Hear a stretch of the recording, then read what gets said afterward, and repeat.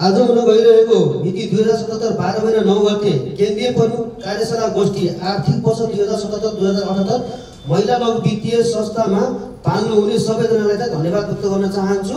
महिला लघु वित्तीय संस्थामा न्यून आय भएका विभिन्न समुदाय खास गरी आर्थिक एवं सामाजिक विवादमा पीडित गरिब जनजातीय मधेसी महिलाहरूलाई दिगो लघु वित्तीय सेवा प्रदान गरी महिला लघु वित्तीय संस्थामा दर्ता कम्पनी एन अन्तर्गत 2075 साल जेठ 25 गते नेपाल सरकार कम्पनी रजिस्ट्रारको कार्यालयमा काठमाडौँमा जेठ 24 गते नेपाल सरकारले कम्पनी रजिस्ट्रार कार्यालय काठमाडौँमा दर्ता भएको एक राष्ट्रिय स्तरको घ वर्गको लघु वित्तीय कम्पनी हो।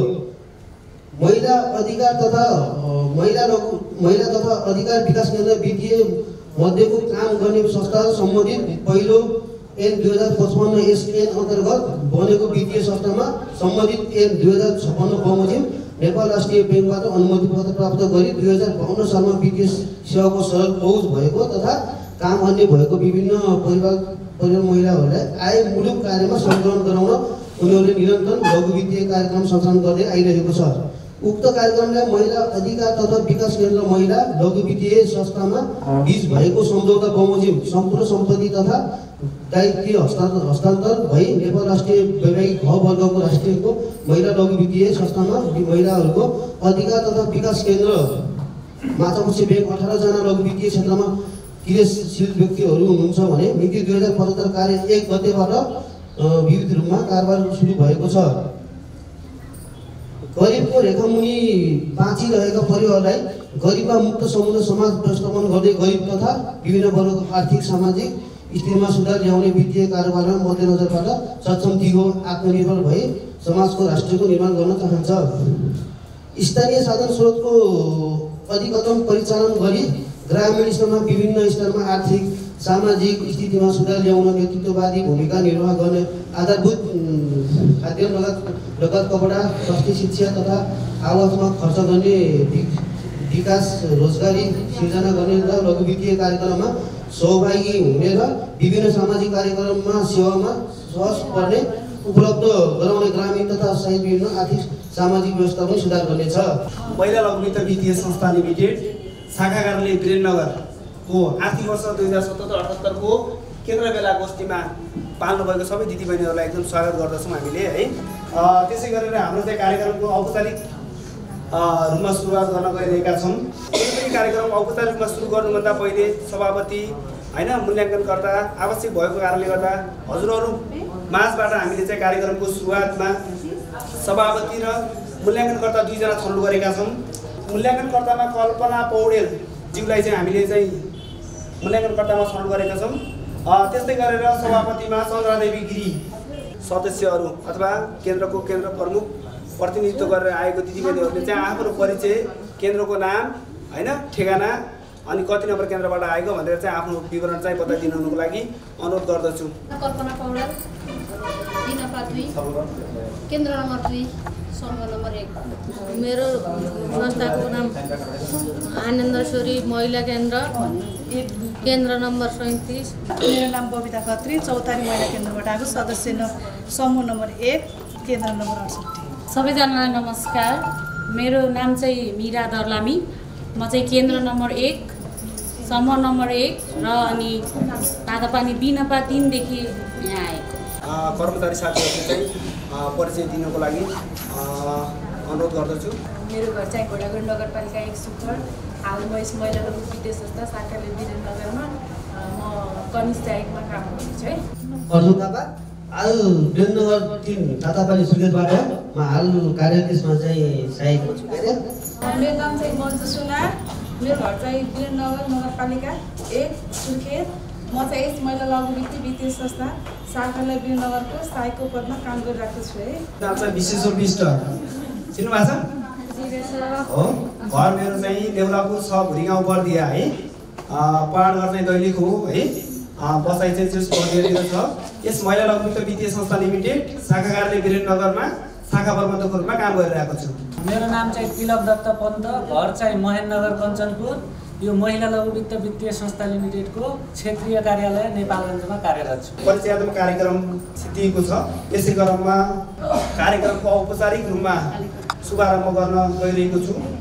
कार्यक्रम औपचारिक रूपमा अगाडि बढाउने क्रममा सबैभन्दा पहिले कार्यक्रम औपचारिक रूपमा बढाउनको लागि सभापतिको आवश्यकता पर्ने भएको कारणले गर्दा कार्यक्रममा सभापतिको आसन ग्रहण गरिदिनको लागि वीरेन्द्रनगर 10 बस्ने चन्द्रादेवी गिरीलाई सभापतिको आसन ग्रहण गरिदिनुको लागि हार्दिक अनुरोध गर्दछु। सबैजना ताली बजाएर उहाँलाई आसन ग्रहणको लागि। यसै क्रममा कार्यक्रमको विशिष्ट अतिथिको रूपमा पाल्नु भएको छ नगर प्रहरी प्रमुख प्रहरी निरीक्षक नेत्र बुढा विशिष्ट अतिथिको रूपमा आसन ग्रहण गरिदिनुको लागि हार्दिक अनुरोध गर्दछु। यसै क्रममा प्रदेश प्रमुख महिला लघु वित्त वित्तीय संस्था लिमिटेड प्रदेश नम्बर 5 र प्रदेश नम्बर 6 को प्रमुखको रूपमा काम गरिरहनु भएको हरेक बाटोमा हामीलाई निर्देशन गर्ने र अगाडि बढ्नलाई हौसला दिने व्यक्ति हुनुहुन्छ तिलक दत्त पन्त। उहाँलाई पनि आफ्नो आसन गर्नको लागि प्रमुख अतिथिको रूपमा आसन ग्रहण गरिदिनुको लागि हार्दिक अनुरोध गर्दछु। यसै क्रममा सम्पूर्ण कर्मचारी साथीहरूले आफ्नो ठाउँबाट आसन ग्रहणको लागि यथास्थानमा रहेर आसन ग्रहण गरिदिनुको लागि हार्दिक अनुरोध गर्दछु।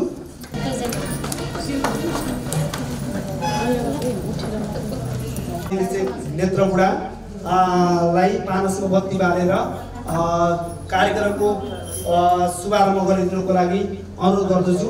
यसको लागि सहयोगको लागि मिना नेपाली ज्यूलाई चाहिँ सहयोग गरिदिनुको लागि अनुरोध गर्दछु।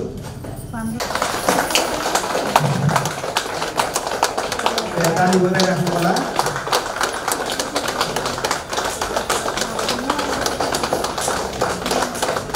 केन्द्रमा गर्नुपर्ने केही गुणहरू र संस्थाले बनाएको एउटा प्रतिबद्धता छ।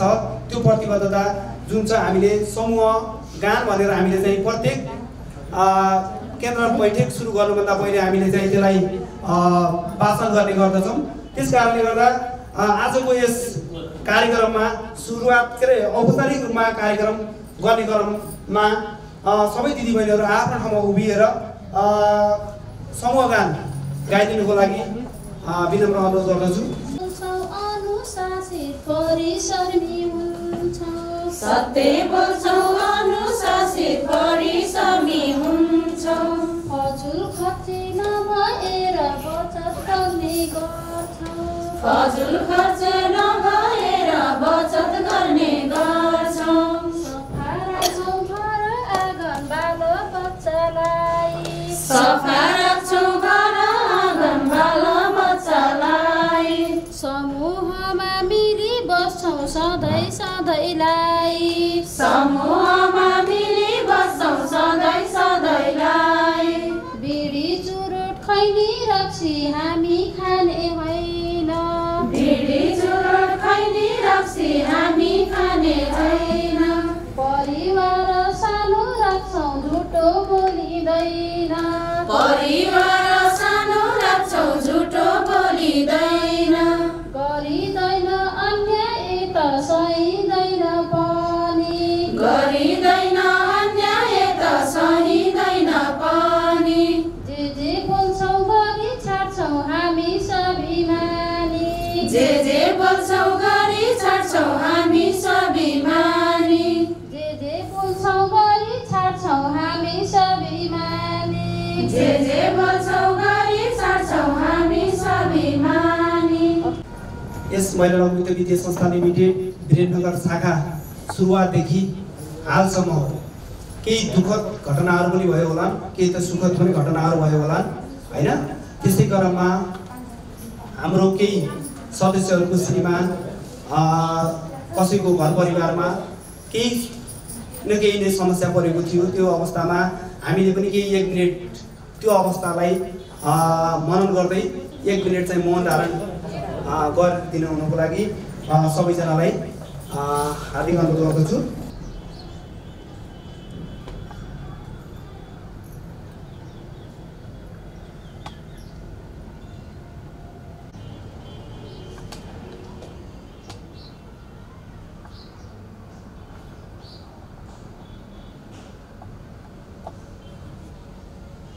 कार्यक्रममा ब्याज वितरणको कार्यक्रम रहेको छ।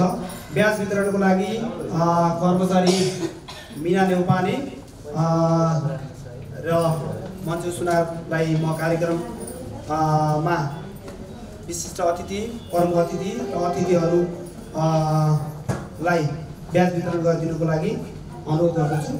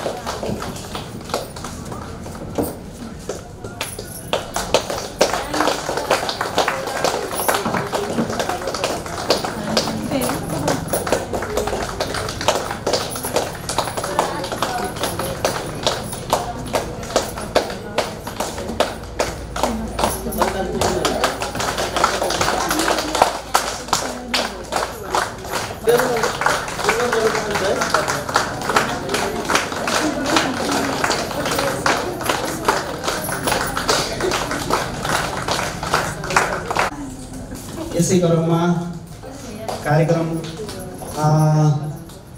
को समय अवधि धेरै छोटो अवस्थामा छ हैन। त्यस कारणले गर्दा कार्यक्रमको लाई स्वागत मन्तव्य गरिदिनको लागि सुनिका प्रमुख सर, प्रदेश प्रमुख तिलक दत्त पन्तज्यूलाई स्वागत मन्तव्य राखिदिनुको लागि अनुरोध गर्दछु।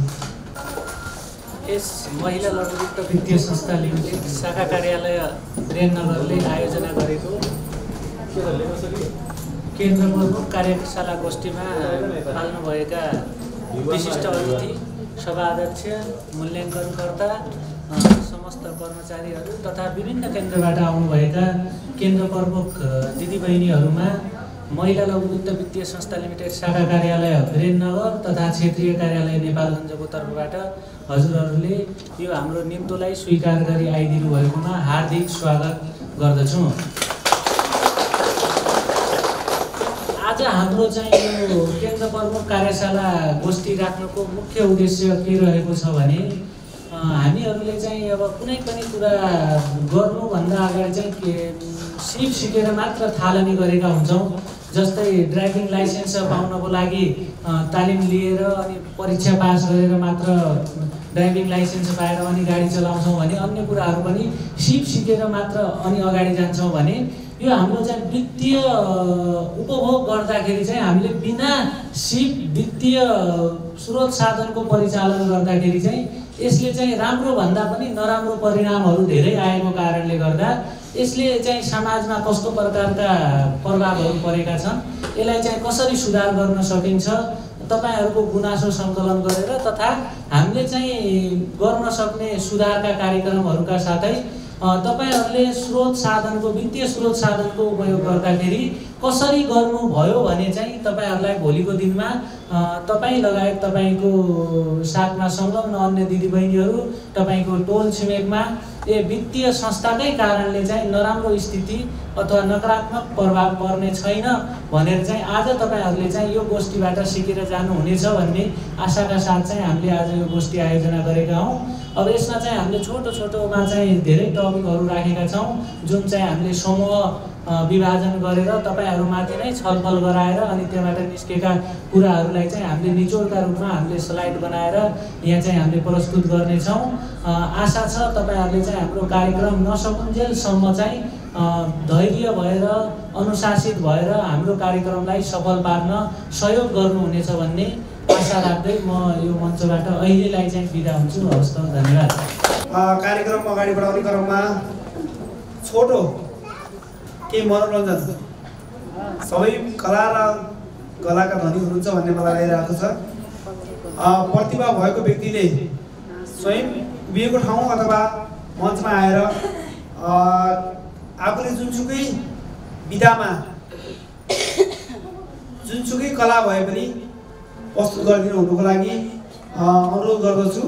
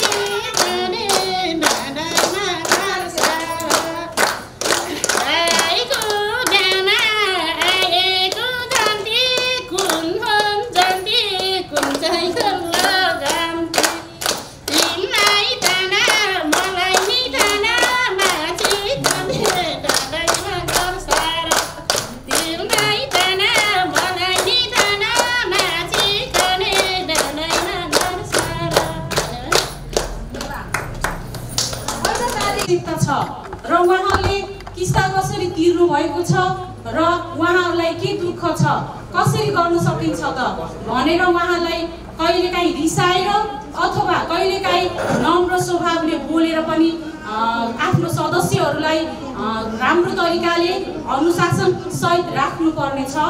र छैटौँमा चाहिँ समूहमा हामीले गर्नुपर्ने कुराहरू ऋण लगानी कसरी गर्ने र दिदीबहिनीहरूले कसरी तिर्न सक्नुहुन्छ, उहाँको आर्थिक स्थिति के छ र व्यवसाय के छ भनेर हामीले चाहिँ गर्नुपर्ने कुराहरू चाहिँ र दिदीहरूले ऋण लिन सक्नु भएको छ र कसरी तिर्नुपर्छ र उहाँले लगानी गरिसकेको अथवा जस्तै दिदीबहिनीहरूले 50,000 माग्नुहुन्छ, 1.5 लाख माग्नुहुन्छ, त्यही अनुसारले कसैले 50,000 पनि तिर्न सक्नुहुन्छ र कसैको आर्थिक स्थिति कमजोर भएको कारणले तिर्न पनि सक्नुहुन्न। र त्यस्तो अवस्थामा र केन्द्र प्रमुखले कसरी गर्नुपर्छ र समूहको सदस्यले चाहिँ के गर्नुपर्छ भनेर यदि हामीले गर्न सक्ने अवस्था उहाँले तिर्न सक्नु भएन भने चाहिँ हामीले पहिले नै ऋण माग्नुभन्दा अगाडि नै हामीले दिदीबहिनीले तिर्न सक्नु भएन हामी तिर्छौँ भनेर नै हामीले ताली बजाएको हुन्छौँ र अन्तिममा अनि सदस्यले तिर्न सकेन अथवा उहाँको कमजोर अवस्था छ भने चाहिँ हामीले कसरी तिर्न सकिन्छ र उहाँलाई उहाँको दुःखमा कसरी हामीले हेर्न सक्छौँ भनेर हाम्रो दिदीबहिनीको पनि कर्तव्य र केन्द्र प्रमुखको पनि भूमिका हुन्छ।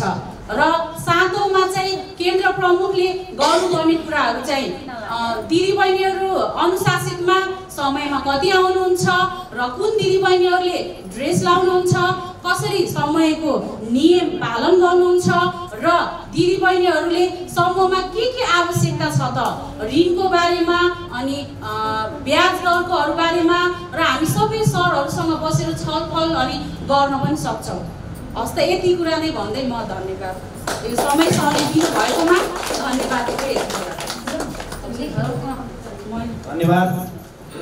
महिला लघु वित्तीय संस्था लिमिटेड शाखागारी वीरनगरको केन्द्र नम्बर 1 को केन्द्र प्रमुख मीरा दर्लामी दिदीले आफ्नो चाहिँ केन्द्र प्रमुखको काम कर्तव्य र अधिकार प्रस्तुत गरेर गइसक्नु भएको छ। यसै क्रममा केन्द्र प्रमुख को र केन्द्र प्रमुखको काम कर्तव्य अधिकार के हो त भन्ने विषयमा दिदीले भनेको कुरालाई स्पष्ट पारिदिनुको लागि प्रदेश प्रमुख सर कृतदत्त पन्त सरलाई यस विषयमा प्रस्तुत गरिदिनुको लागि विनम्र अनुरोध गर्दछु।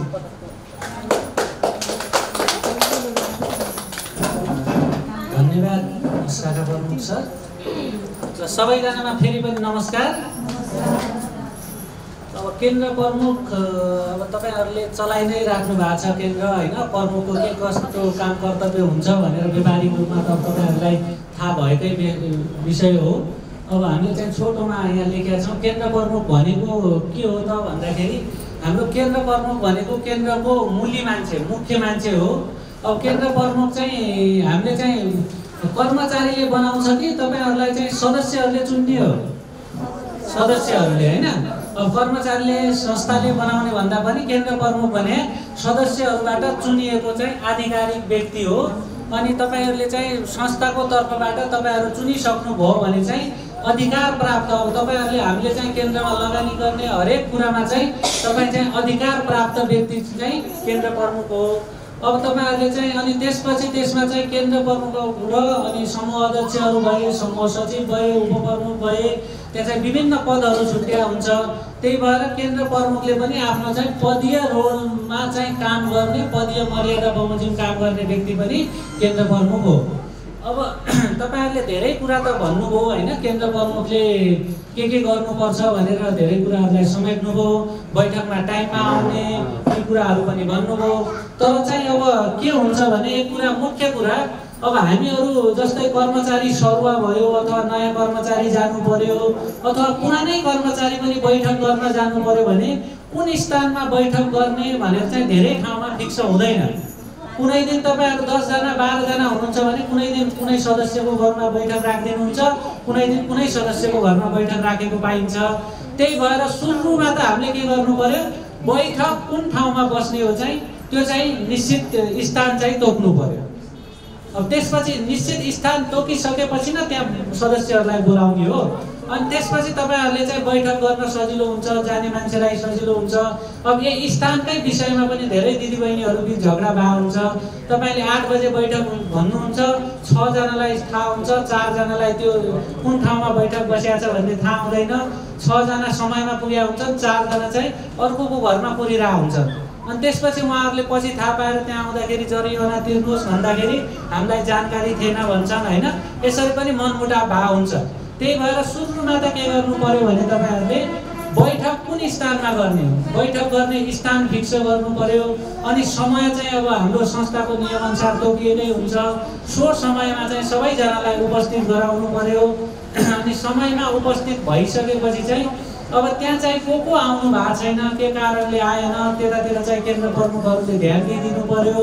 अनि सबैजना आइसकेपछि चाहिँ उहाँहरूलाई चाहिँ पदीय मर्यादा अनुसार अब हामीले चाहिँ केन्द्र प्रमुखहरूलाई चाहिँ तपाईँहरूले कतातिर बस्नुहुन्छ, कर्मचारीहरू बैठक गर्दाखेरि तपाईँहरूले चाहिँ कर्मचारीको बायाँतिर बस्नुहुन्छ कि दायाँतिर बस्नुहुन्छ थाहा छ? देब्रे साइडमा हो। अब देब्रे साइडमा बस्नुभयो भने तपाईँहरूले पैसा गरेर यता दिनलाई सजिलो हुन्छ, सुल्टो पर्छ भनेर चाहिँ कहिले पनि केन्द्र प्रमुखलाई चाहिँ देब्रे साइडतिर बस्ने बनाएको हुन्छ। त्यही भएर चाहिँ तपाईँहरूले चाहिँ कति दिदीबहिनीहरू हामी बैठकमा जाँदाखेरि आफ्नै लाइनमै बसेका भेट्छौँ होइन। त्यही भएर सुरुमा चाहिँ तपाईँले अध्यक्षता ग्रहण गर्ने मान्छे चाहिँ कर्मचारीको देब्रे साइडतिर बस्नु पर्यो। अनि त्यसपछि सदस्यहरूलाई पनि पदीय रोल क्रम अनुसार समूहमा अध्यक्ष छुट्याइदिएको हुन्छ, सदस्य छुट्या हुन्छ होइन। अनि अध्यक्षबाट सदस्यहरूलाई बसाउँदाखेरि चाहिँ अध्यक्षलाई कता राख्नुपर्छ? दायाँ वा बायाँ कि तपाईँहरू 1 नम्बर ग्रुप 2 नम्बर ग्रुप हुन्छ नि, अनि त्यहाँ 1 नम्बरको अध्यक्ष हुन्छ, 2 को अध्यक्ष हुन्छ होइन। अनि अध्यक्ष चाहिँ बायाँतिर बस्छ कि दायाँतिर बस्छ? कहाँबाट लाइन सुरु गर्नुहुन्छ?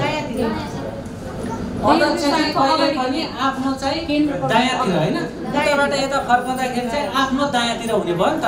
अनि दायाँतिर भयो भने यतातिर भयो पैसा बुझेर चाहिँ उहाँले चाहिँ यता बसेको आफ्नो प्रमुखलाई दिन्छ होइन।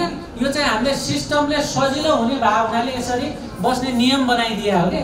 त्यही भएर चाहिँ कहिले पनि तपाईँहरूको चाहिँ समूह अध्यक्षहरू लाइनमा चाहिँ दायाँतिर बसेका छन् कि छैनन् भनेर चाहिँ हेर्नु पर्यो।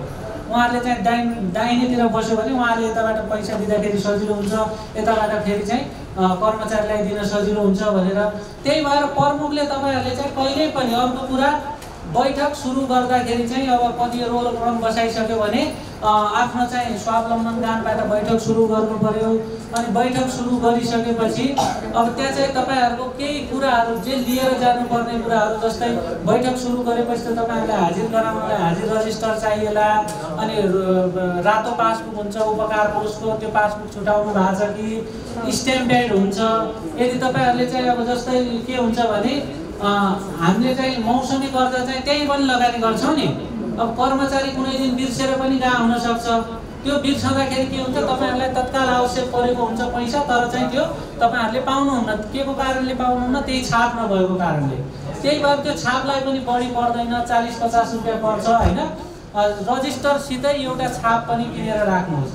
यदि तपाईँहरूको उपकार कोषमा पैसा छ भने त्यहीबाट किन्नुहोस्, छैन भने पनि 5 रुपियाँ उठायो भने पनि 10 जनाले 50 रुपियाँ भइहाल्छ। एउटा छाप किनेर राख्नुभयो भने तपाईँहरूलाई नै सजिलो हुन्छ। त्यही भएर रजिस्टर भयो, छाप भयो, डटपेन भयो, रातो पासबुक लिएर गएको छु कि छैन त्यो हेर्नु पर्यो। अनि त्यसपछि बैठक सुरु भइसकेपछि चाहिँ अब क्रमबद्ध तरिकाले पैसा चाहिँ धेरै ठाउँमा केन्द्र प्रमुखले आफूले सिधै बुझेको पाइन्छ।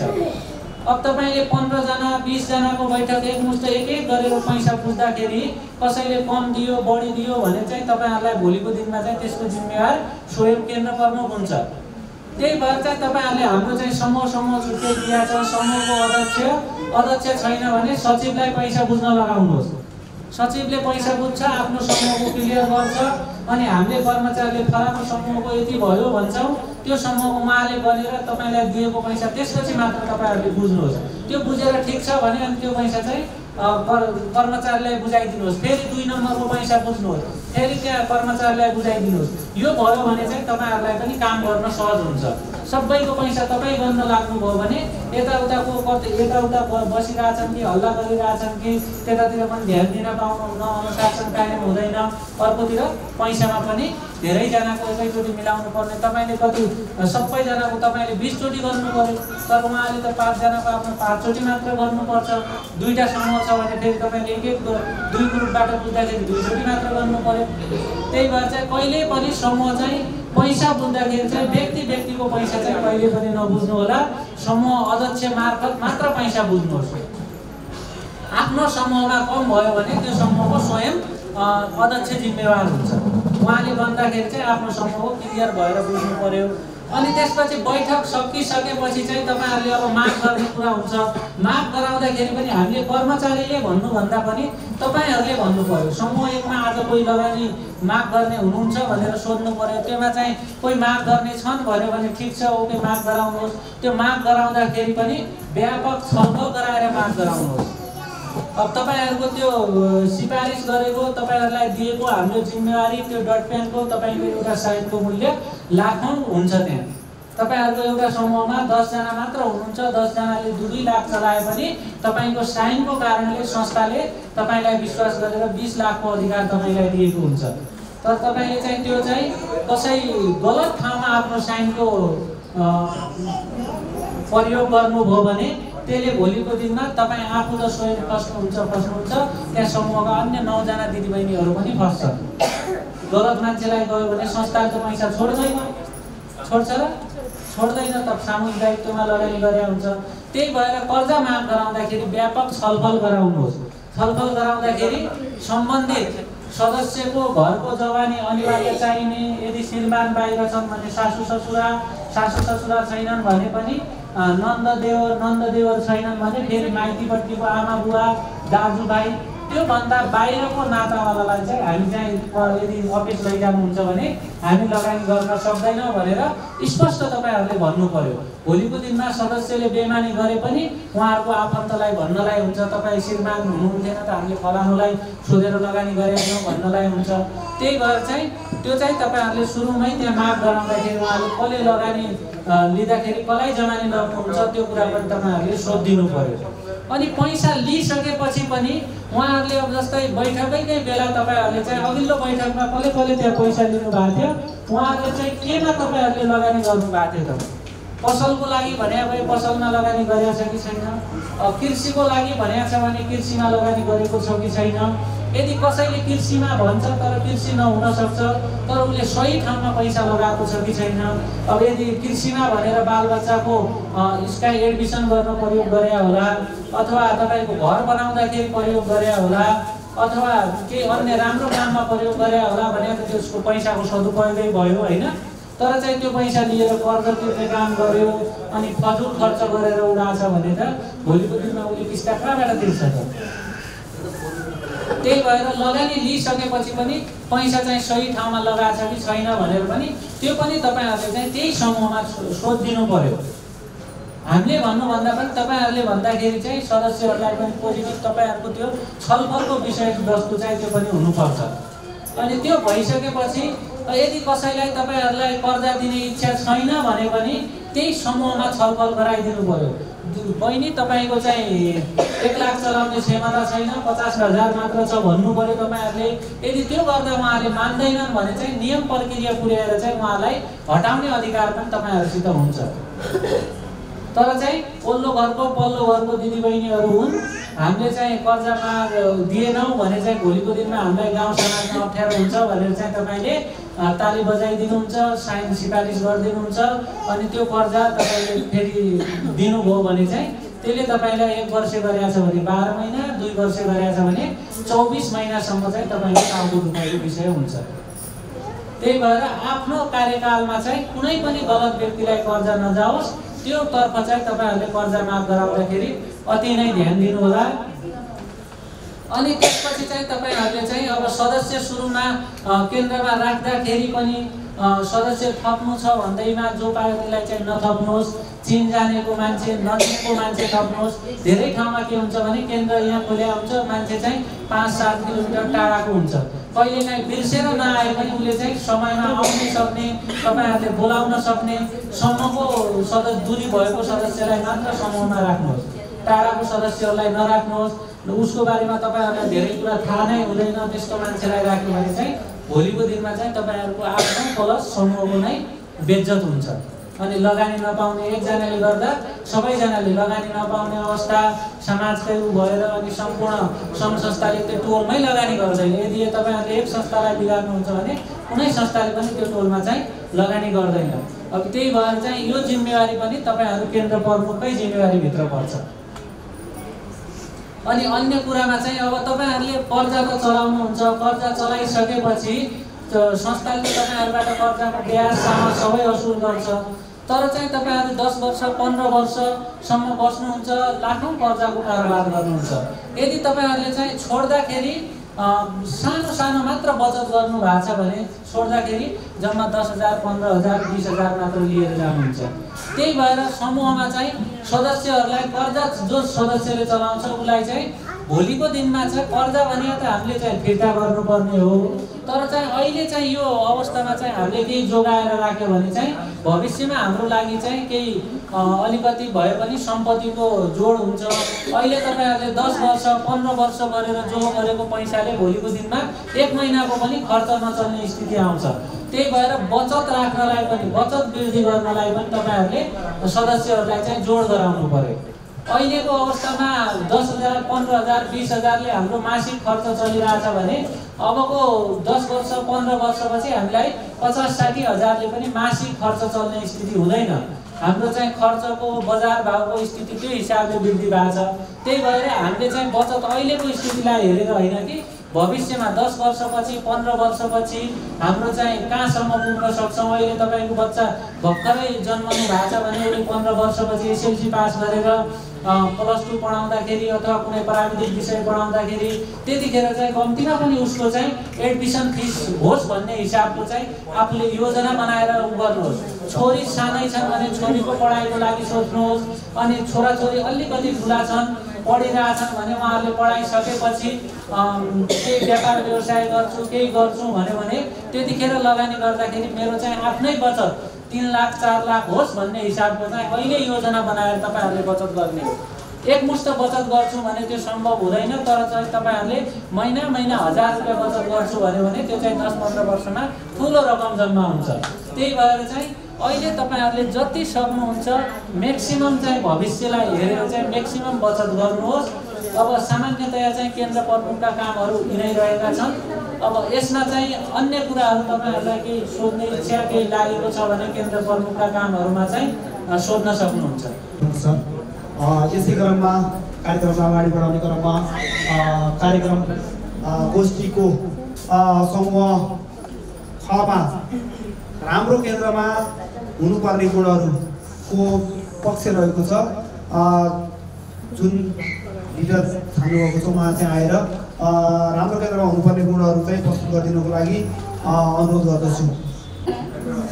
मेरो नाम रमा गिरी, म त्रिवेणी महिला केन्द्रबाट यहाँ नेतृत्व गर्दै आएको र हामी आज यो केन्द्र प्रमुख कार्यशाला गोष्ठीमा उपस्थित भएका छौँ। हामीले केही कुरा सिकेर उहाँ गएर आफ्ना समूहका साथीहरूलाई सिकाउनको लागि हामी आज उपस्थित भएका छौँ र आज यहाँ हामीलाई एउटा प्रश्न सोध्नु भएको थियो। हामी खमा थियौँ है, समूह नम्बर खमा राम्रो केन्द्र हुनुपर्ने गुणहरू के हो भनेर चाहिँ प्रश्न थियो हामीलाई। त्यसमा चाहिँ हामीले सबैभन्दा राम्रो गुण भनेको चाहिँ अनुशासन भइहाल्यो होइन। सबैभन्दा चाहिँ अनुशासन भयो भने त्यो समूह एकदमै राम्रो हुन्छ। त्यसैले मैले 1 नम्बरमा चाहिँ सबैभन्दा पहिला अनुशासन हुनुपर्छ भनेर हामीले लेखेका थियौँ। त्यस्तै समूहमा चाहिँ नियमित रूपमा उपस्थित हुनु पर्यो। उपस्थित नभएर कहिले कतै गइदिँदाखेरि हामी त्यहाँ अरू सदस्यहरूलाई चाहिँ एकदमै गाह्रो हुन्छ।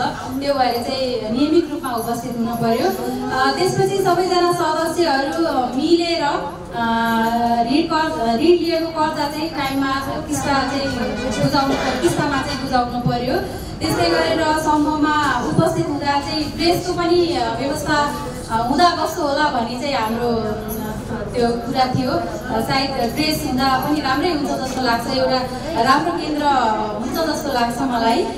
त्यस्तै गरेर आफूले लिएको ऋणको लगानी राम्रो र पद उन्नतिमा चाहिँ लगाउनु पर्यो।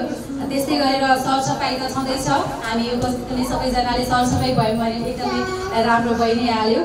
त्यस्तै गरेर समूहमा बस्दा केन्द्र भवनको व्यवस्था पनि कस्तो होला भन्ने हाम्रो कुरा थियो। त्यसै गरेर बचतमा वृद्धि गर्नु पर्यो। हामीले बचतमा वृद्धि गऱ्यौँ भने चाहिँ पक्कै पनि त्यो केन्द्र एकदमै राम्रो हुन्छ र हामीले पनि भोलि पर्सि केही त्यसबाट मुनाफा आर्जन गर्न सक्छौँ। त्यसैले चाहिँ बचतमा पनि वृद्धि गरौँ भन्ने हाम्रो हो। त्यसै गरेर बैठक बस्दा चाहिँ निश्चित स्थान र समयको व्यवस्था पनि गर्नु पर्यो। समयमा कुन समयमा हो त्यो चाहिँ टाइममा आएपछि राम्रो हुन्छ। त्यस्तै पदीय मर्यादामा बस्नु पर्यो।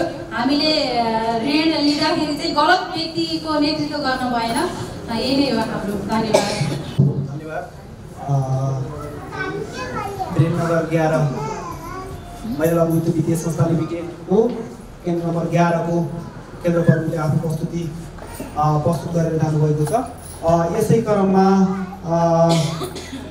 समूहको धेरै समूहमा बस्दाखेरि हुने फाइदाहरूको विषयमा चाहिँ आफ्नो प्रस्तुत आफूले जानेको र देखेको सुनेको कुराहरू चाहिँ अगाडि आएर प्रस्तुत गरिदिनुको लागि विनम्र अनुरोध गर्दछु। समूहको लिडर। अनि त्यसपछि हामीलाई प्रश्न रहेको थियो धेरै समूहमा बस्दा हुने बेफाइदाहरू के हो। धेरै समूहमा बस्दा बेफाइदाहरू 1 नम्बरमा समयको अभाव, 2 नम्बरमा आर्थिक अवस्था कमजोर, 3 नम्बरमा घर परिवारको दबाव, 4 नम्बरमा सबै जताततै चौफेरै ऋणबाट झन् धेरै दबाव। किनभने हामी जति धेरै समूहमा बस्यौँ हामी दिदीबहिनीलाई पैसाले कहिल्यै पनि पुग्दैन।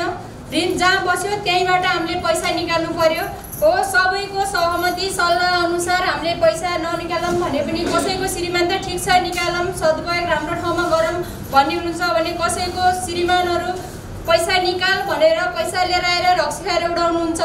त्यसपछि हामी 10 वटा समूहमा बसेर 500 जम्मा गर्नुभन्दा एउटै समूहमा बसेर महिनाको 2500 जम्मा गऱ्यौँ भने पनि महिनाको 2500 एक ठाउँमा जम्मा गऱ्यौँ भने 2500 को ब्याज एक ठाउँबाट आयो भने धेरै हुन्छ। 500 को ब्याजले कम हुन्छ भने 2500 को ब्याजले धेरै हुन्छ। त्यसपछि हामी सबै जताततै नबसेर जति हामी यति दिदीबहिनीहरू छौँ हामी सबै समूहमा नबसौँ भनेर सबै दिदीबहिनीहरूलाई भनेर हामी धेरै समूहमा बस्यौँ भने पनि 2टा 3टा समूहमा मात्रै बसौँ।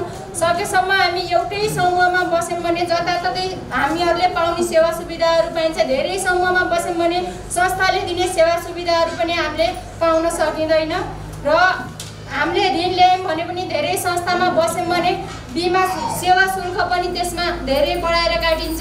एउटै समूहमा बस्यौँ भने हामी सेवा शुल्कबाट पनि हामी कम पैसा तिरेर ल्याउन सक्यौँ। अनि त्यसपछि हामीले एउटै समूहमा बसेर 1 लाख रुपियाँ ल्यायौँ, अर्कोबाट बसेर 1 लाख रुपियाँ ल्यायौँ भन्दा एउटै समूहमा बसेर हामीले पैसा धेरै एकै ठाउँमा बचत गऱ्यौँ भने त्यसबाट हामीलाई अभाव पर्यो भने यस्तो हामीले बचत धेरै पनि देखिन्छ, यसको बचत छ धेरै भनेर त्यसबाट हामीले 5 लाख एकै ठाउँमाबाट ल्यायौँ भने किस्ता तिर्न पनि हामीलाई सजिलो। अनि त्यसपछि 1 लाखले गर्ने काम हामीलाई केही पनि हुन, 5 लाख एकै ठाउँबाट ल्यायौँ भने हामीले कारोबार पनि गर्न सजिलो। धेरै समूहमा बस्दाखेरि हुने बेफाइदा वित्तीय संस्थाहरूको दोहोरोपन अहिले बजारमा व्याप्त छ है। सजिलो छ पैसा निकाल्न, तर त्यसको व्यथा चाहिँ एकदमै गाह्रो छ है। सजिलैसँग बस्न पनि सजिलो छ, झिक्न पनि सजिलो छ। त्यसको चाहिँ समय बित्दै जाँदाखेरि न तपाईँहरू नाफा कमाउनु भएको हुन्छ न त प्रगति नै भएको हुन्छ। तपाईँहरू झन् ऋणबाट डुब्नु भएको हुन्छ। त्यही भएर एउटै संस्थामा बसेर धेरै रकम लिएर चाहिँ त्यसबाट चाहिँ मुनाफा कमाउन सकिन्छ भन्ने विषयमा चाहिँ उहाँहरू भनेर जानुभएको छ। यसै क्रममा यसैलाई समूहमा धेरै समूहमा बस्दाखेरिका हुने बेफाइदाको विषयमा चाहिँ प्रश्न पारिदिनुको लागि सुनिका प्रमुख सरलाई यस विषयमा प्रश्न पारिदिनुको लागि हार्दिक अनुरोध गर्दछु। हुने बेफाइदाका बारेमा चाहिँ उहाँ दिदीले चाहिँ धेरै कुरा भनेर जानुभयो। उहाँले भनेको कुरा एकदमै ठिक छ। त्यसमा चाहिँ केही अब हामीले प्र्याक्टिकल्ली चाहिँ कसरी तपाईँहरू चाहिँ बिस्तारै चाहिँ ऋणमा फस्दै जानुहुन्छ, कसरी तपाईँहरू चाहिँ धेरै वित्तीय संस्थामा बस्दाखेरि तपाईँहरूलाई अप्ठ्यारो परेको हुन्छ भनेर चाहिँ म 1-2 उदाहरणसहित चाहिँ तपाईँहरूलाई चाहिँ प्रष्ट तुल्याउनेछु। अब सुरुमा त तपाईँहरू धेरै समूहमा बस्नुहुन्छ भने धेरै बैठकहरूमा जानु पर्यो, समय चाहिँ तपाईँहरूको धेरै खर्च हुन्छ।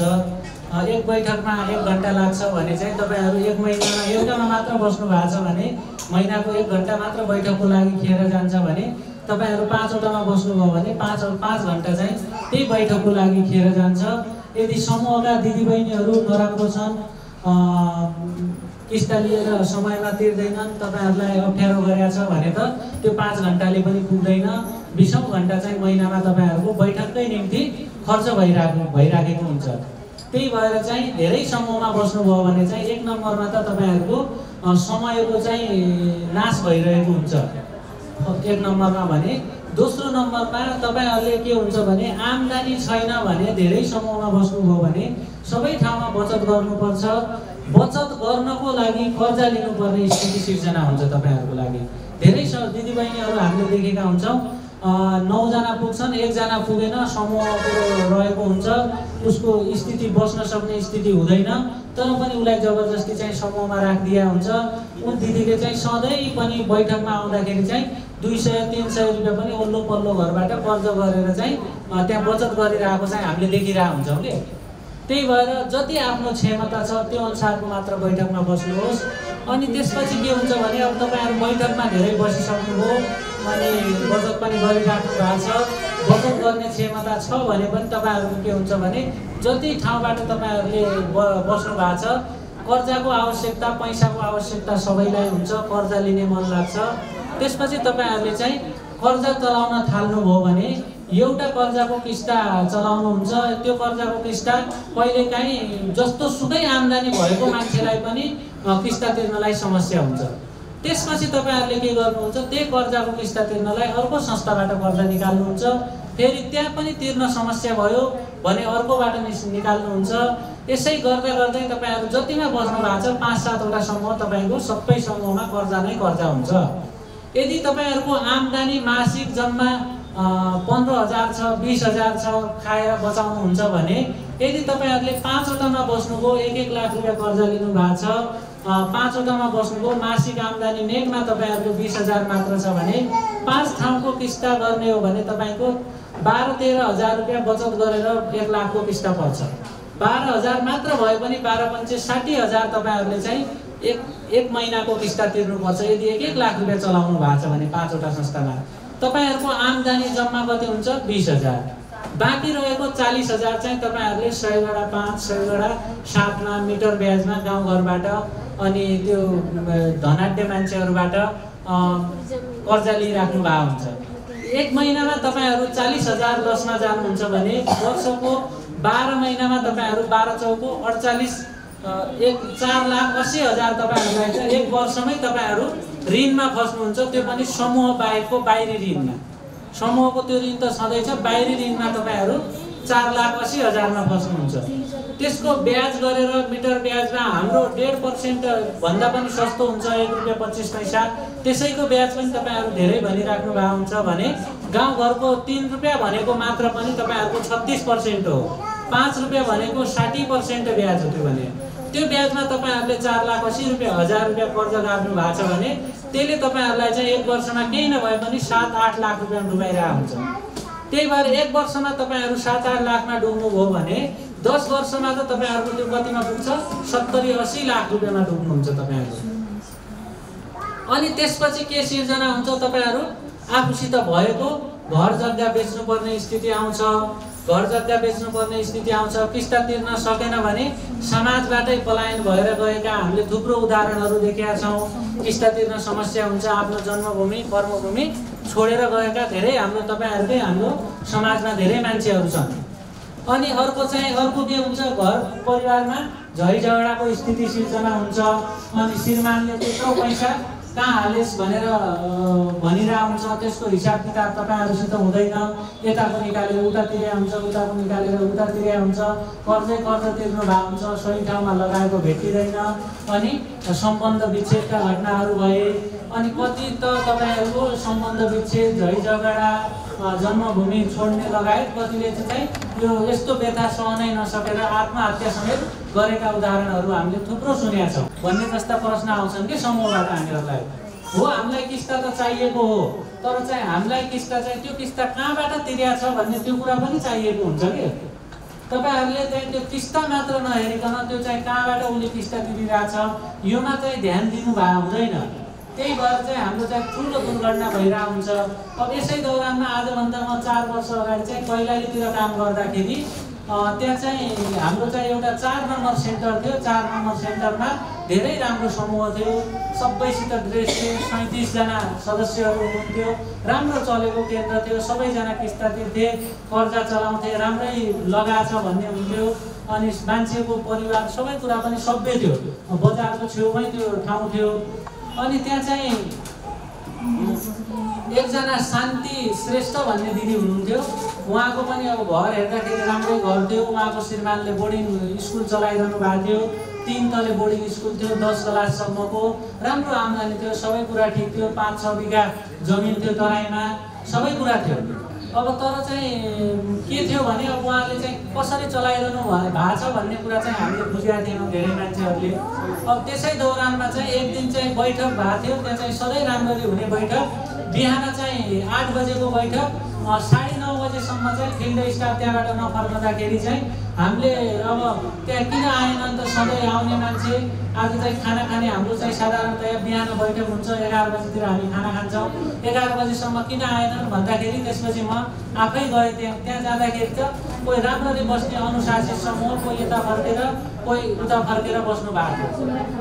राम्रो चलेको अनुशासित समूह, कोही यता फर्किया छ, कोही उता फर्किया छ, अनुशासित छैन।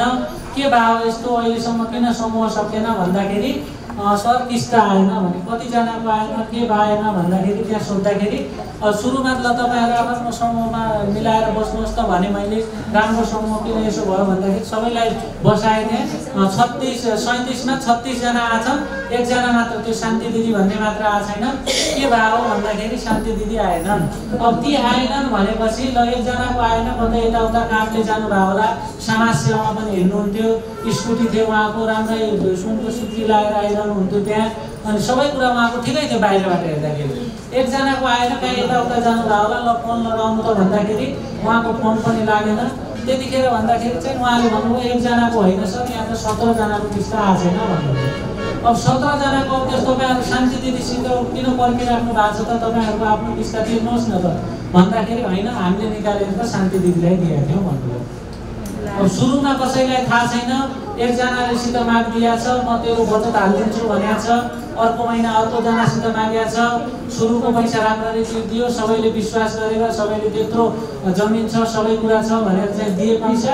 अब त्यो दिन चाहिँ उहाँहरूले चाहिँ पैसा नतिरेर अब थिएन होला अथवा कामले त्यहाँ बाहिर जानुभयो, उहाँ नआउँदाखेरि 17 जनाको रोक्यो।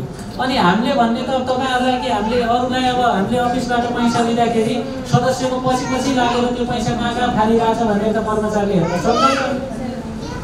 तपाईँहरूले म भैँसी पाल्छु, पसलमा लाउँछु, केही गर्छु भनेर पैसा लिनुभएको हुन्छ, तपाईँले तमसुक बनाउनु भएको छ। हामीलाई त अरूको शान्ति दिदीको कुरा नगर्नुहोस्, तपाईँहरू आफ्नो किस्ता हाल्नुहोस् भन्दाखेरि चाहिँ अब होइन भने हिँड्नुहोस्, तपाईँहरूको घरमा के छ, हामी त जसरी पनि बैङ्कको पैसा त हामी छोड्दैनौँ भन्दाखेरि सर घर नजानुहोस्, हाम्रो चाहिँ बेइज्जत हुन्छ, हाम्रो यो कुरा चाहिँ घरमा श्रीमानहरूसित पनि नभनिदिनु होला, हामी चाहिँ आफ्नो गरगहना अथवा माइतीबाट पैसाको जोड गरेर तपाईँहरूको पैसा तिर्दिन्छौँ भने सबैजनाले आफ्नो कर्जै चुक्ता गरिदियो अर्को महिना। त्यसपछि बुझ्दाखेरि उनले हाम्रो त्यहाँ वरिपरि तपाईँहरूको के हुन्छ भने तपाईँहरूले चिनिया पनि एउटा सेन्टर यहाँनिर होला, त्यो नजिकै अर्को ग्रुप पनि हुन्छ होइन। त्यसो गर्दाखेरि त उहाँले चाहिँ हाम्रो त्यो एक ग्रुपबाट 17 जनाको होइन, त्यहाँ वरिपरिका अरू समूहहरूबाट लगाएर 123 जनाको कर्जा चलाएको पाइयो। कसैको मौसमी कर्जा 10,000 चलाएको छ, कसैको त्यतिखेर हाम्रो चाहिँ कर्जा सुरुमा 40,000बाट सुरु हुन्थ्यो, 1 लाखसम्म पुगेको थियो। कसैको 40,000 चलाएको छ, कसैको 60, कसैको 75, कुनै दिन कसैको 10,000 मागेको छ, कसैको आकस्मिक 5,000 मागेको छ। त्यसो गर्दाखेरि चाहिँ 123 जनाको कर्जा उहाँले चलाएको भेट्यो। त्यो चाहिँ एउटा मात्र हाम्रो संस्थामा भनेको, त्यस्ता संस्थाहरू त्यहाँ धेरै छन्। त्यो गर्दाखेरि चाहिँ उहाँले चाहिँ पछि चाहिँ उहाँको टोटल कर्जाको हिसाब गर्दाखेरि 84 लाखको हिसाब देखिएको थियो उहाँको त्यहाँ तराईमा त्यति चाहिँ धेरै गाउँको जमिन पनि थिएन, उहाँको अलि गाउँको जमिन थियो। त्यो त्यसपछि चाहिँ त्यो बोर्डिङ स्कुल त्यो जमिन बेच्दाखेरि पनि उहाँको चाहिँ अझै बाहिरको पनि अरू ठुलो ब्याङ्कको पनि कर्जा लिनु भएको रहेछ। बोर्डिङको भवन बनाउँदाखेरि यो समूहको मात्र 84 लाख रुपियाँ कर्जा देखिएको थियो। त्यही भएर उहाँले चाहिँ सम्पूर्ण बेचेर पनि बाँकी उहाँको कर्जा रहन गयो। त्यही भएर तपाईँहरूले चाहिँ किस्ता मात्र तिरिरहेछ भन्नेमा चाहिँ कहिले ध्यान नदिनु होला। भोलिको दिनमा चाहिँ अर्काको आफ्नो लागि कर्जा चाहिएको छैन भने किन अर्काको कर्जाको टाउको आफ्नो भारी आफ्नो टाउकोमा बोक्नुहुन्छ। यो कुरा चाहिँ तपाईँहरूले पनि आफूले कहिले गल्ती गर्नु भएन र आफ्ना समूहका सदस्यहरूलाई पनि यो कुरा पनि सिकाउनु पर्यो। अनि आजभन्दा 2 वर्ष अगाडि चाहिँ तपाईँहरूले यो सल्यानको घटना सुन्नु भएको छ कि छैन? सुन्नु भएको थियो कसैले? यो त टिभीमा अनि पत्रिकैमा आएको घटना हो होइन, सुन्नु भएको छ? एकदमै घटना होइन। अब हामी चाहिँ काम गर्ने दौरानमा सबै ठाउँ पुगिरहेको हुन्छौँ होइन। अब त्यहाँ सल्यानमा पनि हाम्रै संस्थाकोमा चाहिँ के भएको थियो भने त्यहाँ चाहिँ एकजना यस्तै बजारै छ, त्यहाँ श्रीनगर बजार त भन्ने सुन्नु भएको छ होला होइन। त्यहाँ खलङ्गा सदरमुकाम भए पनि कारोबारको हिसाबले श्रीनगर बजार भने राम्रो कारोबारको हिसाबले राम्रो छ। त्यही बजारमै घर भएको उहाँको चाहिँ अब यहाँ नजिकै भएको हुनाले कसैले चिन्नु पनि भयो होला, मैले नाम लिइनँ। उहाँले पनि यसरी गर्दाखेरि चाहिँ उहाँको पनि श्रीमान विदेशमा हुनुहुन्थ्यो, धेरै संस्थाबाट कर्जा चलाउनु भयो, धेरै संस्थाबाट पनि कर्जा चलाउनु भयो, धेरैजनाको कर्जा पनि चलाउनु भयो। अब तिर्न नसक्ने स्थिति आयो। तिर्न नसक्ने स्थिति आइसकेपछि त समूहका मान्छेलाई त उहाँको त सामूहिक दायित्वमा बैङ्कले उठाउन खोज्छ। उठाउन खोज्दाखेरि कति समूहका पनि दिदीबहिनीहरू तिर्यो। अनि त्यसपछि दिदीबहिनीहरू त अनि कर्मचारीहरू सबैजना उहाँको घरमा जाने भइहाले। त्यसपछि दिनानुदिन सधैँ उहाँको घरमा तार्की बोके जस्तै कुनै दिन कुनै लघुवित्तको संस्थाका दिदीबहिनीहरू गएछन्, कुनै दिन कुनै लघुवित्तको। यो चाहिँ 15-20 दिनदेखि चाहिँ त्यही प्रक्रिया सबै समूह बसेको छ। कुनै दिन कसैको बैठक हुन्छ, कुनै दिन कसैको बैठक हुन्छ, कुनै दिन कर्मचारीहरू ताकेतामा आउँछन्, कुनै दिन बाहिरको मान्छेहरू ताकेतामा जान्छन्, घरमा बसि नसक्ने स्थिति थियो। त्यो फेरि आफू मान्छे अब त्यस्तो मान्छे चाहिँ बिहानै भागिहाल्ने, घरमा कोही सधैँ नबस्ने। एक दिन चाहिँ संस्थाका 11वटा संस्थाका कर्मचारी अनि चाहिँ 2टा समूहका मान्छेहरू त्यहाँ भेला भएको थियो, लगभग 30-35 जना। एसएलसी चलिरहेको थियो, एसएलसी चलिरहेको थियो, चैत्रको महिना थियो, चैत्र 17 गतेको घटना हो। अब त्यो तपाईहरुले के सोच्नुहुन्छ भने यसले गर्दा अरूलाई पनि धेरै टर्चर भइरहेको हुन्छ। उहाँको चाहिँ 17 वर्षीय छोरी चाहिँ एसएलसी पढ्नुहुन्थ्यो त्यतिखेर भित्र पासो लगाएर झुन्डिदियो। बाहिर त्यत्रो मान्छे छन्, आमा घरमा छैन, अब सधैँ आयो ताकेता गरिरहेछन्, टर्चर हुन्छ नि त। हो पैसाको के अरे टिन एजमा मान्छेलाई आफ्नो इज्जत प्रतिष्ठाको पनि डर हुन्छ, सधैँ यताउता गयो भने तेरो आमा यस्तो कर्जमा डुब्या भन्ने हुन्छ होइन। धेरै नेगेटिभ फिल भएर होला, एक्जाम पनि चलिरहेको थियो। अनि त्यसपछि चाहिँ उहाँले झुन्डिसकेपछि त लघुयुक्तहरूप्रति चाहिँ त्यहाँका सारा गाउँका बजारकै मान्छे उल्टिनु भएको थियो। 5-6 महिनासम्म मुद्दै चलाउनु भयो। तर चाहिँ अब संस्थाले त प्रक्रिया पुर्याएर लगानी गरे हुन्छ, उहाँकै वरिपरि अरूलाई पनि लगानी गरेका थियो, अरू त राम्ररी चलाएको थिए होइन। उहाँले चलाउन जान्नु भएन, बिगार्नु भयो, त्यसको परिणाम उहाँकै घर परिवारले भोग्यो। अनि 4-5 महिनापछि अब मुद्दाको फैसला भएपछि त अब कर्जा लिएको कर्जा नतिर्दा त कुनैले पनि भन्दैन। यो त दर्ता भएका संस्था, प्रक्रिया पुर्याएर खोलिएका संस्था हुने हुन्, सबैले आफ्नो लागि भनेर लिएको हुने हो। हामीले उद्देश्य चाहिँ गलत काममा कहिले तपाईहरुले हामीले कर्जा तिर्नलाई कर्जा लगानी गरेका छ र छैन नि। कागज बनाउँदाखेरि त तपाईहरुले बाख्रा पाल्छु, भैँसी पाल्छु, फेन्सी फसल गर्छु भने हुन्छ नि त।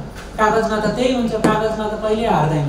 अनि त्यसपछि चाहिँ उहाँको चैतदेखि लगभग 9-10 महिनासम्म त्यहाँका समय चलेन। त्यसपछि माघको महिना मुद्दाको फैसला भइसकेपछि माघदेखि चाहिँ अब अदालतले चाहिँ पैसा तिर्नुपर्छ भन्ने फैसला गरिसकेपछि त्यसपछि उहाँहरूलाई नै झन् बढी पैसा ब्याज गरेर त्यसपछि तिरे। कति अब सोझा साधाले त तिर्नुपर्छ भन्ने अगाडि पनि तिरे, जो त्यस्तै अटेरी थिए यही मौकामा फाइदा उठाउनुपर्छ भन्नेले माघपछि चाहिँ अब ब्याज हर्जनासहित पुरै पैसा बुझाउनु पर्ने स्थिति आयो। मैले यो भन्नुको अर्थ के हो भने भोलिको दिनमा चाहिँ तपाईँ हामी हाम्रो कारणले गर्दा तपाईहरु केन्द्र प्रमुख भएको समूहहरुमा चाहिँ यस्ता घटना चाहिँ तपाईहरुको गाउँमा, तपाईहरुको समूहमा कसैले पनि भोग्नु नपरोस्। यो चाहिँ बेलैमा सचेत हुनुहोस्। किस्ता तिरिरहेको छ त भन्ने हिसाबले मात्र लगानी नगर्नुहोस्। सही ठाउँमा लगाएको छ कि छैन। यदि पैसा लगाएर फेन्सी भनेको छ, कृषि भनेको छ, तर घर बनाउन लगायो, कहीँ जग्गा किन्न लगायो भने त भोलिको दिनमा त्यहाँबाट असुल होला, उसले तिर्न सकेन भने। तर चाहिँ गलत ठाउँमा उसले प्रयोग गरिरहेछ कि कर्जा तिर्नलाई कर्जा गाडिरहेछ भने चाहिँ त्यस्तोको सिफारिस तपाईहरुले कहिल्यै नगरिदिनुहोस्। अब यत्रो घटनाहरू यस्तो तपाईहरुले बुझिसकेपछि पनि मैले आशा गरेको छु तपाईहरुको उसमा चाहिँ तपाईहरुले गलत मान्छेलाई चाहिँ कहिल्यै पनि सिफारिस गर्नुहुने छैन। धेरै समूहमा बसेका छन् भने त्यस्तो मान्छेहरूलाई निकालिदिनु पर्यो, समयमै निकालिदिनुहोस् उहाँहरूलाई। भोलिको दिनमा चाहिँ उहाँहरूले त बुझेको हुँदैन, अब नबुझेको मान्छेलाई बुझाउने हाम्रो दायित्व हुन्छ। उहाँले झन् कर्जा फसेको मान्छेलाई झन् कर्जा लिने मन लाग्छ, नशा गर्ने मान्छेलाई झन् नशा गर्ने मन लाग्छ। त्यही भएर नशा गर्ने मान्छेले त कहिल्यै ऊ सुध्रिँदैन, तर चाहिँ उसलाई सुधार्ने जिम्मा चाहिँ जो हामी सही छौँ, हामीले सही मान्छेले सही बाटो देखाइदिने हो।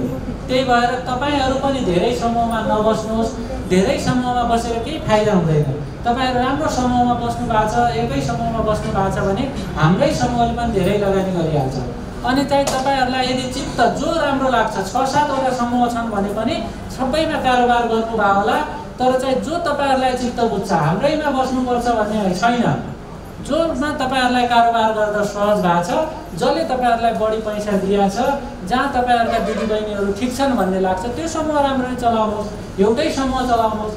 महिला लघुवित्तै चलाउनुपर्छ भन्ने छैन। निर्धन राम्रो लाग्छ निर्धन चलाउनुहोस्, स्वावलम्बन राम्रो लाग्छ स्वावलम्बन चलाउनुहोस्, एनआइसी एसिया राम्रो लाग्छ एनआइसी चलाउनुहोस्, तर एउटै समूह चलाउनुहोस्। जुन चलाउनुहुन्छ राम्ररी चल्या छ है भन्ने चाहिँ 10-15 वर्षसम्म होस् कि धेरैमा बसेर नराम्रो भयो भने तपाईँ त आफू त डुब्नुहुन्छ।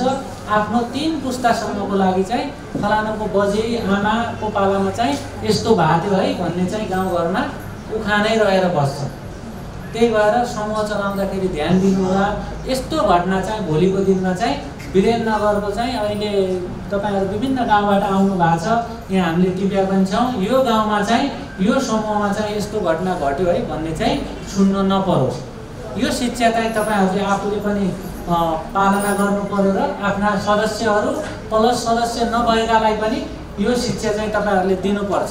धेरै समूहमा बस्दा हुने बेफाइदा सम्बन्धमा चाहिँ केही कुरा बोलेर जानुभएको छ। यसै क्रममा कार्यक्रमप्रतिको अपेक्षा गुनासा र सुधार गर्नुपर्ने विषयमा चाहिँ उहाँले आफ्नो विषय चाहिँ प्रस्तुत गरिदिनुको लागि अनुरोध गर्दछु। समूह घको चाहिँ प्रश्न रहेको छ कार्यक्रमप्रति गुनासा र समस्याहरूको सुधार। विशेष गरी चाहिँ हाम्रो समूहमा छलफल भएको कुरा चाहिँ ऋण लिँदा चाहिँ बढी कुर्नुपर्ने समय, हाम्रो समयको चाहिँ अनि के अरे बढी भए समय खेर गएको भएर चाहिँ हामीले चाहिँ यो प्रश्न ल्याएका छौँ। ऋण लिँदा चाहिँ समय बढी कुर्नुपर्ने, समय चाहिँ अलिक कम गर्नुपर्ने भयो। त्यसपछि चाहिँ यो संस्थाले दिएको चाहिँ सुविधा जुन छ, बिरामी कर्जाहरू भयो, चाडबाड अनि चाडपर्वहरू जस्ता यस्ता ऋण चाहिँ जुन समूहले चाहिँ गराएको छ त्यो चाहिँ सही रूपमा चाहिँ हामी सदस्यहरू चाहिँ नपाएको चाहिँ एउटा गुनासो पनि आएको छ यहाँ। त्यो चाहिँ समयमा चाहिँ दिनुपर्ने भनेर चाहिँ भनेका छौँ। कार्यक्रम हुँदा अगस्तमा चाहिँ खबर यहाँ समस्या धेरैजनाको चाहिँ त्यही भयो। त्योभन्दा चाहिँ अगाडि नै अनि खबर गर्नुपर्ने अनि भनेर चाहिँ लेखेका छौँ, सूचना दिनुपर्ने अथवा समूहमै पनि सूचना दिँदा चाहिँ झनै राम्रो। त्यसपछि चाहिँ ऋणको ब्याज चाहिँ अझ कम भनेर भन्नुभएको छ, भनेका छौँ है। पहिलाको भन्दा चाहिँ अहिले धेरै सजिलो भएको छ। पहिला चाहिँ 18ले थियो, अहिले चाहिँ 15ले भएको छ र आउँदा दिनहरूमा चाहिँ अझै कम गर्नुपर्ने चाहिँ हाम्रो सल्लाह भएको छ। अनि त्यसपछि चाहिँ ऋण लिएको अवधि अनि अलिक कम गर्ने, 8 किस्ता जुन छ 1 लाख लिएपछि जुन 8 किस्तासम्म कुर्नुपर्ने समस्याहरू छ त्यो चाहिँ अलिक कम गर्नुपर्ने र चुक्ता गर्न खोजेको व्यक्तिलाई चाहिँ चुक्ता गरेर चाहिँ संस्थाले चाहिँ लगानी गर्नुपर्ने अनि त्यो छ। त्यस्तै गरेर चाहिँ धितो कर्जा चाहिँ बढाइदिनु पर्ने भनेर चाहिँ भन्नुभएको छ। हस्, हुन्छ, धन्यवाद। र समस्याको विषयमा म स्वयं नै तपाईँहरू सामुमा चाहिँ प्रत्यक्ष रूपमा चाहिँ सहभागी भएर कार्यक्रमलाई अगाडि बढाइरहेको छु होइन। यसै क्रममा म यो विषयमा चाहिँ तपाईँहरू सामु चाहिँ प्रस्तुत गर्न चाहन्छु। महिला लघु वित्त वित्तीय संस्था लिमिटेडको 1 दिने केन्द्र बेला गोष्ठीमा पाल्नुभएका दिदीबहिनीहरूलाई फेरि पनि पुनः स्वागत गर्दै कार्यक्रमको सुरुवातदेखि नै तपाईँहरू सामु चाहिँ बोल्ने मौका पाइएको छ। त्यसै क्रममा अहिले चाहिँ तपाईँहरूको गुनासो सबैको मनमा एकदमै संस्थाले यस्तो गरिदिएको भए अझै हामीले यस्तो गर्ने थियौँ, समूहमा यस्तो भइदिएको भए अझै राम्रो हुने थियो भन्ने विषयमा तपाईँहरूमा बिचमा भएको कौतूहलता मेटाउनको लागि म भन्न गइरहेको छु। सायद पक्कै पनि यो 10 जनाले निर्णय गरेर नै बनाउनु भएको होला। ऋण लिँदा समय बढी कुर्नु पर्ने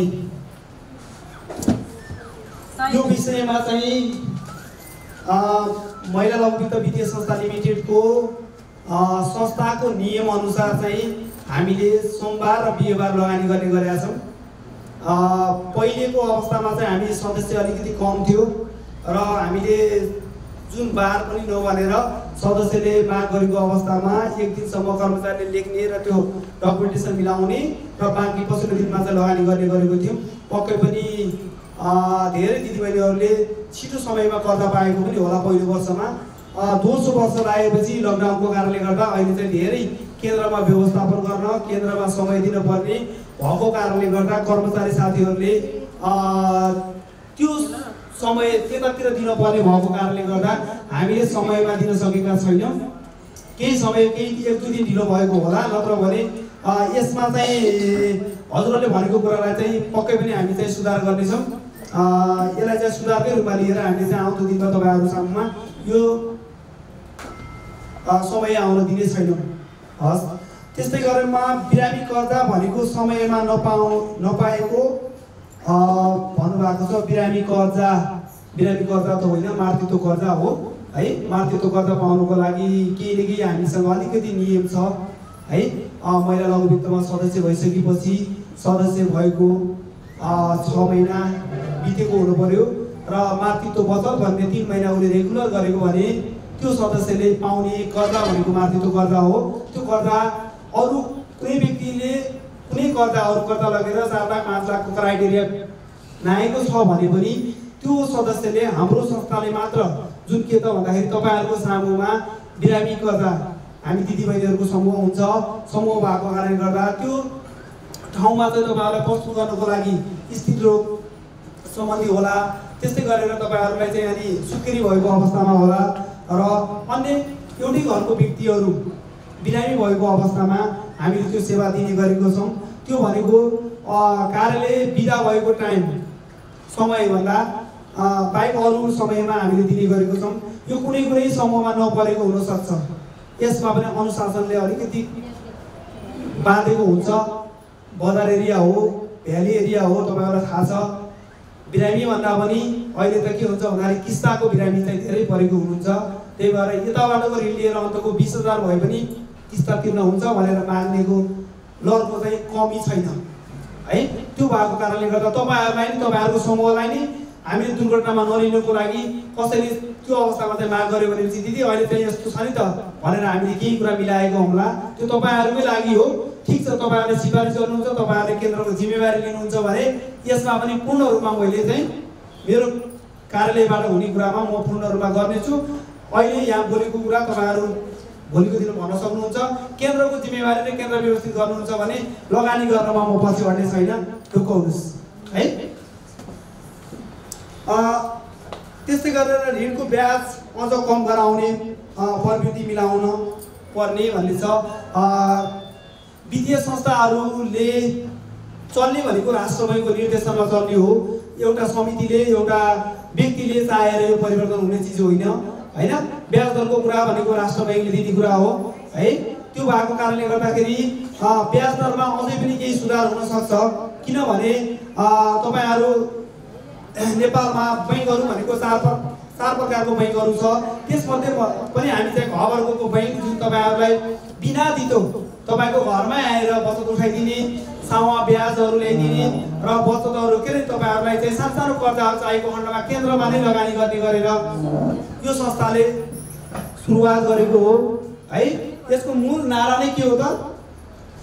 जनता बैङ्क सामु होइन, बैङ्कै जनता सामु जानुपर्छ भनेर लिएको कर्जा सदुपयोग गरेको गरेन, उसले लिएको कर्जाहरूमा कुन ठाउँमा प्रयोग गरेको छ भनेर प्रत्येक महिना निगरानी राख्ने र उसले राम्रो गरेको छ भने थप कर्जा दिनको लागि यो संस्था र वित्तीय संस्थाहरूको स्थापना भएको हो। यसको वास्तविक परिचय तपाईँहरू अहिले त सबै इन्टरनेटहरूमा चलाउनुहुन्छ।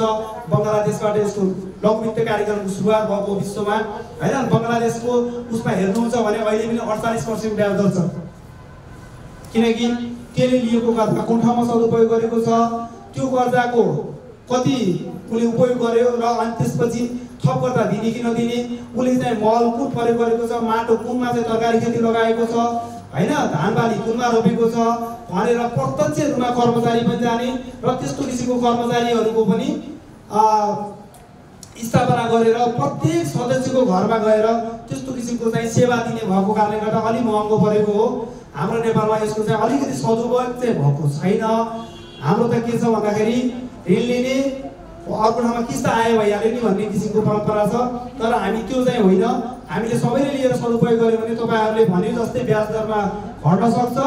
र अर्को कुरा के छ भनेपछि हामी चाहिँ यसलाई चाहिँ म नर्मल उदाहरण के दिन सक्छु भने होलसेल पसल र खुर्दा पसल जस्तै किसिमले सम्झिँदा हुन्छ। किनकि होलसेल पसलमा तपाईँको घरै लिएको पसलमा सामान किन्दाखेरि अलिकति महँगो पर्छ हो।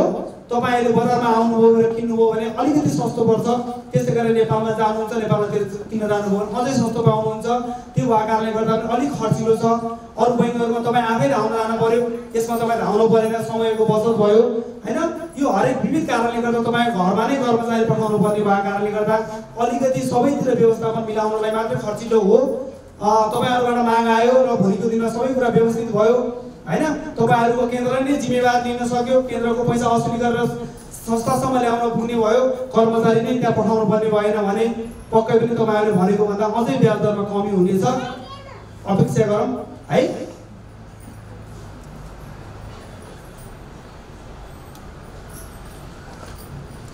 अनि लिएको अवधि अलिक कम गरी किस्तासम्म पर्खने होइन, तर पहिले नै चुक्ता गरी फेरि संस्थाले लगानी गर्ने भएको भए भन्नुभएको छ। लिएको अवधि भन्दा अगाडि नै चुक्ता गरेर थप कर्जा गर्नु पाएको भए भन्नुभयो होला, छोटो समयमा भन्नुभएको छ।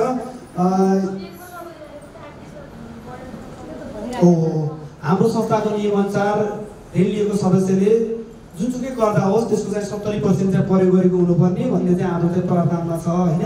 त्यो भएको कारणले गर्दा हामीले 70% भनेको तपाईँको 1 वर्ष भाकावधि बनाउनु भयो भने 8 किस्ता, 1.5 वर्ष बनाउनु भयो भने 12 किस्ता, त्यस्तै गरेर तपाईँहरूले 2 वर्ष बनाउनु भयो भने 18 किस्तामा हाम्रोमा संस्थाको नियमअनुसार त्यति चलाएर उसले उपयोग गर्यो भने फेरि थप गरेर उसलाई चाहिँ दिन मिल्ने भनेको छ। यसमा पनि तपाईँहरूकै लागि लुकाएको छ केही कुराहरू। किन भन्नु न, 1 लाख रुपियाँ लिनुहुन्छ, सेवा शुल्क लाग्छ नि होइन, सबैमा तिर्नुहुन्छ नि, अनि बिमा पनि लाग्छ। बिमा त तपाईँहरूकै लागि हो नि है। 2 वर्ष कार्यकालभित्र केही भइहाल्यो भने त्यो सम्बन्धी समस्या समाधानको लागि हुन्छ, सेवा शुल्क लाग्छ। अनि त्यसपछि तपाईँ चुक्ता गर्नको लागि फेरि के गर्नुहुन्छ, अर्को व्यक्तिबाट रकम पनि ल्याउनुहुन्छ, त्यहाँ पनि ब्याज तिर्न नै पर्छ है। त्यो भएको कारणले गर्दा ऋण लिएको सदस्यले 3 महिना 4 महिना 1 लाख रुपियाँ लिन्छ, फेरि चुक्ता गर्छ। हामीले दिने नै कति नै हुन्छ र, बढेरै लिनु पर्यो भने तपाईँलाई 50,000 60,000 रुपियाँ मात्रै बढाउँछौँ नि होइन। अब तपाईँले यतातिर सेवा शुल्क तिर्नु भएकै हुन्छ, बिमा तिर्नै पर्छ नि, फेरि मेरोमा चुक्ता गर्दाखेरि पैसा कहाँबाट ल्याउँछ, अर्कोबाट खोज्नुहुन्छ, समस्या तपाईँहरूलाई नै हुन्छ। त्यो भएको कारणले गर्दाखेरि समय अवधि चाहिँ त्यति राखेको हो होइन। अब यसलाई पनि केही फेरबदल हुन सक्ने अवस्था भयो र हामीले पनि माथिल्लो निकायमा यो विषयमा राखौँला होइन। 8 महिनालाई अलिकति तपाईँको 7 महिना 6 महिनासम्म राख्यौँ भने अझै केही सुधार हुन सक्ने र तपाईँहरूले त्यस्तो किसिमको गर्नुभयो भने, केन्द्रमा निर्णय गर्नुभयो भने हामीले त्यसलाई चाहिँ सुधारको रूपमा चाहिँ लिनेछौँ। त्यस्तै गरेर धितो गर्दा बढाएर दिनुपर्ने भन्नुभएको छ। धितो गर्दा भनेको तपाईँहरूले चाहिँ समूहमा नबसे पनि धितो गर्दा लिन पाउनुहुन्छ। व्यक्तिगत गर्दा चाहिँ धितो गर्दामा चाहिँ के छ भनेपछि राष्ट्र बैङ्कको रुल अनुसार पहिले चाहिँ तपाईँहरूले 5 लाखसम्म पाउनुहुन्थ्यो नगरपालिकामा, गाउँपालिकामा 10 लाखसम्म पाउने प्रावधान थियो।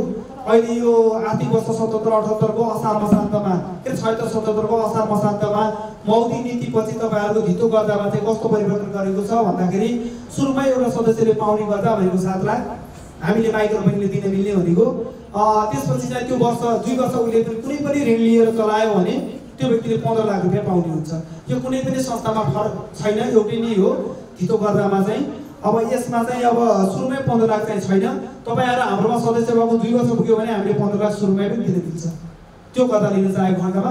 तर सदस्य 2 वर्ष पुगेको छैन र उसले चाहिँ लिए कुनै पनि ऋण चलाएको छैन भने त्यो सदस्यलाई चाहिँ धितो गर्दा 7 लाख नै दिने गरेको छ। यो राष्ट्र बैङ्ककै सरकारकै नीति हो। आइस र बसमा तुलना गर्दा जस्तै हो होइन। आइसले कतिवटा सिट हुन्छ त्यति मात्रै बोक्न पाउने, अर्को बसले चाहिँ त्यही बराबरको सिट बराबरको मान्छे बोक्न पाउने हुन्छ। हामीलाई चाहिँ क्राइड एरियाभन्दा माथि नाम दिँदैन होइन, सरकारकै नीति हो। त्योभन्दा बढी भयो भने के हुन्छ भन्दा अलिक खर्चिलो पनि होला, धेरै भयो भने मान्छेले तिर्न पनि गाह्रो हुन्छ, हो कि भन्नुहोस् त। माइक्रोमा तपाईँहरूको अलिक महँगो पऱ्यो नि त। त्यही धितो अरू बैङ्कमा ठुलो तपाईँहरू धेरै कमाउने हुनुभयो भने त ठुलो बैङ्कमा राख्नुहुन्छ, त्यहाँबाट अलिक ब्याज पाउनुहुन्छ नि त है। हामीले ठुलो बैङ्कसम्म जाने चाहिँ बनाउने हो है। त्योभन्दा ठुलो अपेक्षा चाहिँ हामीले गर्न मिल्दैन। तपाईँलाई चाहिँ सानोबाट ठुलो, पहिला सानो घुम्तीमा थियो, अर्को सटरमा जानुहुन्छ, सटरबाट बजार एरियामा गएर ठुलोमा तपाईँ होलसेल गर्नु होला, त्यसपछि कहाँ जानुहुन्छ त ठुलो बैङ्कमा गएर कमाउनुहुन्छ, त्योबाट चाहिँ ऋण लिएर आफ्नो कारोबार सञ्चालन गर्नुहुन्छ भनेर चाहिँ हाम्रो बैङ्कको चाहिँ स्थापना भएको हो। त्यही भएर के हुन्छ भन्दाखेरि तपाईँहरूलाई चाहिँ हामीले दिन मिल्ने क्राइटेरिया नै त्यति नै हो। त्योभन्दा तपाईँहरूले उनाग्न पाइएन है। अरू यसमा के भन्नुपर्ने छ, यो चाहिँ तपाईँहरूको एउटा केन्द्रहरूमध्ये सबैभन्दा उत्कृष्ट र केन्द्रहरूमा चाहिँ मूल्याङ्कन गरेर हामीले सबै केन्द्रहरूलाई मूल्याङ्कन गर्दा कसैलाई पनि विभेद नगरेर केन्द्रहरूमा भएको कुराहरू प्रत्यक्ष तपाईँहरूले राखेको कुराहरूलाई मध्यनजर गरेर हामीले चाहिँ केन्द्र मूल्याङ्कन गरेका छौँ। केन्द्र मूल्याङ्कनको क्रममा सबैभन्दा पहिले बचत धेरै गर्ने केन्द्रहरू जुन केन्द्रहरू पर्नुभएको छ, धेरै सबैले बचत गर्नुहुन्छ, तर पनि बचतमा पनि उत्कृष्ट महिनावारी बचत गर्न सक्ने र बचत गरेर हामीले चाहिँ भोलिको दिनमा बचत भनेको हाम्रो चाहिँ बुढेसकालको सहारा हो, हामीले बचत गर्नुपर्छ भन्ने ध्येय राखेर गर्नुभएका केन्द्रहरू हुनुहुन्छ। अनुसा नगरिदिनुहोस् प्लिज है। पुरस्कार भन्ने कुरा सानो ठुलो हुनसक्छ, तर के हुन्छ भन्दाखेरि त्यसको सम्मान नै सबैभन्दा ठुलो कुरा हो। त्यही भएर तपाईँहरूको तालीको धेरै महत्त्व छ, ताली बजाउनु।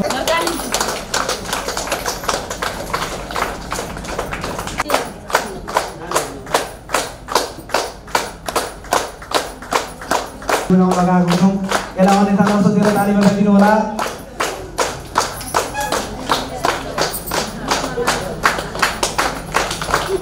धन्यवाद। केन्द्र नम्बर 17 केन्द्र प्रमुख कृष्ण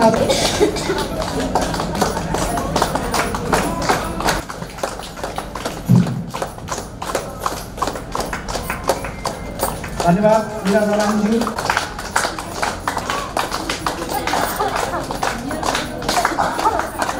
राखिएको व्यथा है गाह्रो हुन्छ। अरू केन्द्र पनि हुनुहुन्छ हासिल गर्न सफल हुनुभएको छ। केन्द्रमा सदस्य पनि थप्नु भएको छ। केन्द्रमा हुनुपर्ने गुणहरूको पूर्ण र पोख्त नै छ र सदस्यहरू धेरै संस्थामा दोहोरोपन पनि उहाँहरूकोमा छैन।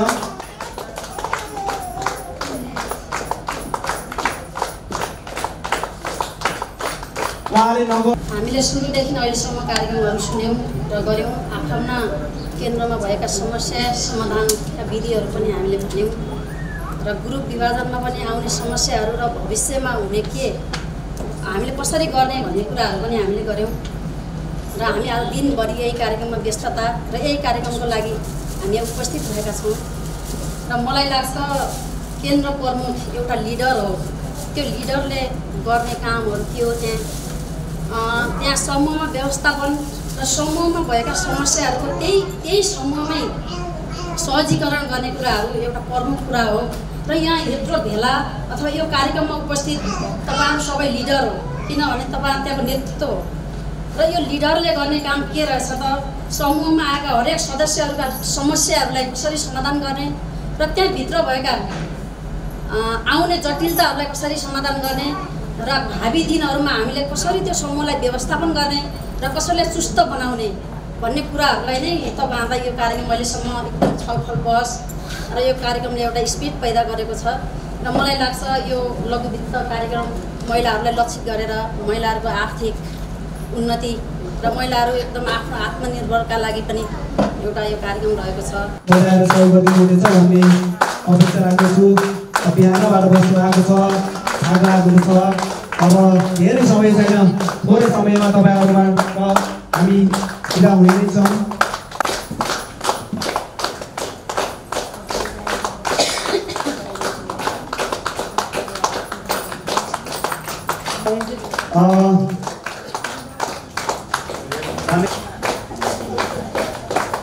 धन्यवाद। आज म प्रगतिशील महिला विकास केन्द्रमा केन्द्रभित्र कल्पना पौडेलको तर्फबाट फेरि पनि न्यानो अभिवादन प्रकट गर्न चाहन्छु। हाम्रो महिला विकास केन्द्रबाट मलाई मूल्याङ्कनकर्ताको रूपमा दिनुभएकोमा म आफैले भाग्यमानी ठानेको छु। सर्वप्रथम कार्यक्रम सुरु हुँदा विशिष्ट अतिथि प्रमुख अतिथि सभाध्यक्ष बनाइयो। खासै अब सुरुमा हो, खासै त आउन त्यही पनि गल्ती भएमा सेवा प्रार्थी छु। अब कुरा गल्ती हुनसक्छ। त्यसपछि कार्यक्रम औपचारिक रूपले अगाडि बढाइयो। विभिन्न कुराहरूबाट छलफल गराइयो र यस बिचमा मनोरञ्जनका लागि समूहको दिदीबहिनीले गीत गाएर मनोरञ्जन गराउनुभयो। हाम्रो यहाँ 40 जनाको ग्रुपमा 4वटा समूह बनाइयो र एक-आपसले छलफल गरियो। 4वटा ग्रुपमा समूह कमा केन्द्र प्रमुख भनेको के हो भन्ने कुरामा छलफल गराइयो। 2मा राम्रो केन्द्रमा हुनुपर्ने केन्द्रमा कस्तो गुण हुन्छ भनेर राम्रो केन्द्रमा हुनुपर्ने गुणहरूको बारेमा छलफल गराइयो। अनि गमा धेरै समूहमा बस्दा हामीलाई के बेफाइदाहरू हुन्छन् त त्यसको बारेमा छलफल गराइयो। घमा केन्द्र प्रमुखले गर्नुपर्ने काम र कर्तव्यहरूको बारेमा छलफल गराइयो। धेरै बुझ्यो है केन्द्र प्रमुखले के कस्तो कामहरू गर्नुपर्दो रहेछ भनेर पनि धेरै बुझ्यो। आज नेतृत्व असक्षम तथा समुदायको मेलमिलाप नहुँदा केन्द्रको अवस्थाको बारेमा जानकारी पाइयो। हामीले केन्द्रहरूको राम्रो व्यवस्थापन गर्नुपर्ने रहेछ भन्ने जानकारी पाइयो। समूह भनेको के हो भन्ने बारेमा पनि जानकारी पाइयो।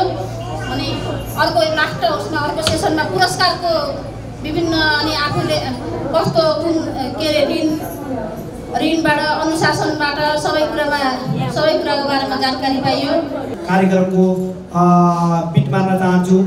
सभा अध्यक्षको अनुमति लगेर अन्तिममा तपाईँहरू सामु सभा अध्यक्षले 2 शब्द तपाईँहरू सामु राखेर कार्यक्रमको अन्त्य गर्नुहुनेछ भन्ने अपेक्षा राख्दै सम्पूर्ण दिदीबहिनीहरूलाई नमस्कार। यस केन्द्र प्रमुख कार्यालय गोष्ठी 1 दिने गोष्ठीको 2077-78मा आज यहाँ धेरै समय बादमा फेरि पनि यो ठाउँमा आउन अवसर मिल्यो र 2 शब्द बोल्न दिनुभएकोमा सर्वेश्वरविष्टजीलाई धन्यवाद दिन चाहन्छु। त्यसै गरी प्रमुख अतिथिज्यू तिलक दत्त पन्तजी, शाखा प्रमुख सर्वेश्वरविष्टजी र यस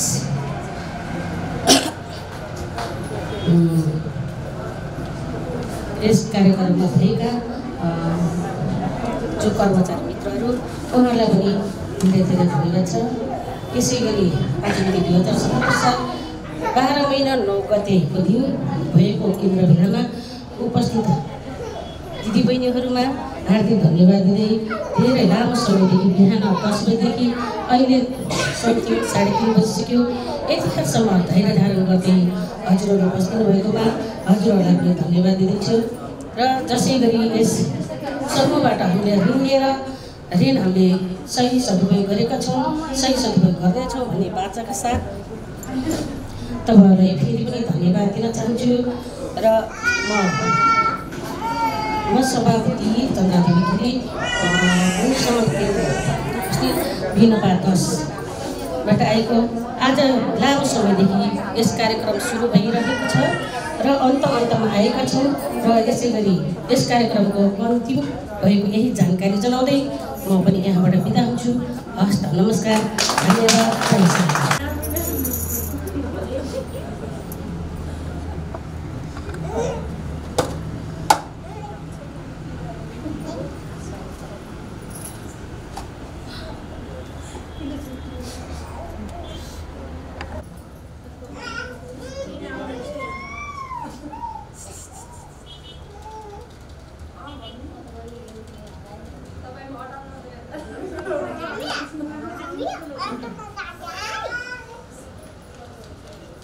Yeah.